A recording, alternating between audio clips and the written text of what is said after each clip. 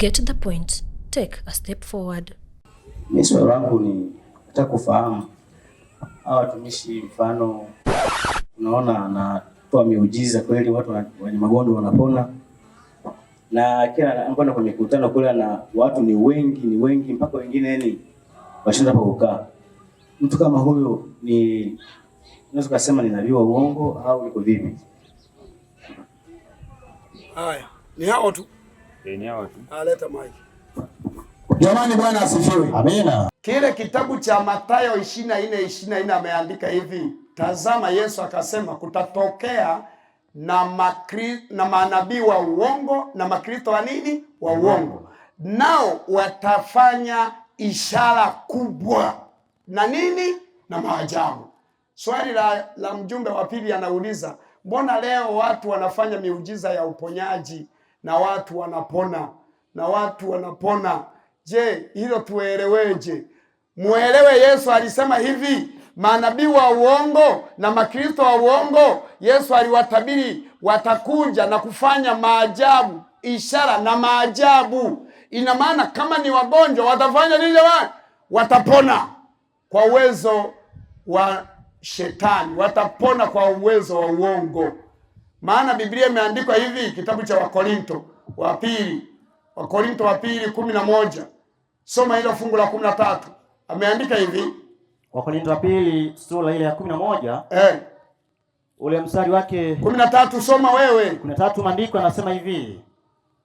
Neno Mungu inasema, maana watu kama hao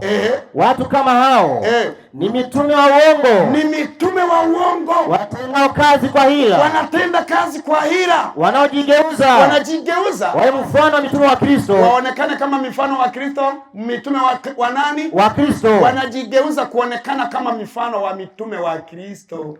Maana si ajabu, wala si ajabu. Maana shetani mwenyewe, hata shetani mwenyewe hujigeuza au mfano wa malaika wa nuru. Basi. Kwa hiyo yote hayo shetani anayafanya. Maana hata yeye mwenyewe hujigeuza aonekane kama Kristo, aonekane kama malaika wa nini? Wa nuru. Kwa hiyo anayafanya mamiujiza yote, na watu mnaweza mkafikiri ni miujiza inayofanywa na Mungu wa wapi jamani? Wa mbinguni. Maana shetani si ajabu na yeye kujigeuza hata aonekane kuwa kama malaika wa nuru, kumbe ni hamna. Kwa hiyo wote wanaofanya mamiujiza ya uponyaji, mamiujiza ya nini, yote hayo Yesu aliyatabiri kwamba watafanya maajabu, watafanya ishara na nini jamani? Na maajabu. Yamkini na wateule kama wewe hapo waweza kupotea. Ndio maana kwa mujibu wa Biblia nasema unapohitaji kumwamini Yesu, usimwamini kwa miujiza. Usiongolewe kwa miujiza, ongolewa kwa neno la nani tu? La Mungu. Tunapaswa tumwamini Yesu kwa mujibu wa neno la Mungu, si kwa mujibu wa miujiza. Maana ukimwamini Yesu kwa miujiza, utabebwa na Yesu mwingine. Maana shetani anafanya miujiza kiasi cha kushusha hata moto kutoka wapi jamani? Mbinguni ushuke juu ya nchi. Get the point. Take a step forward.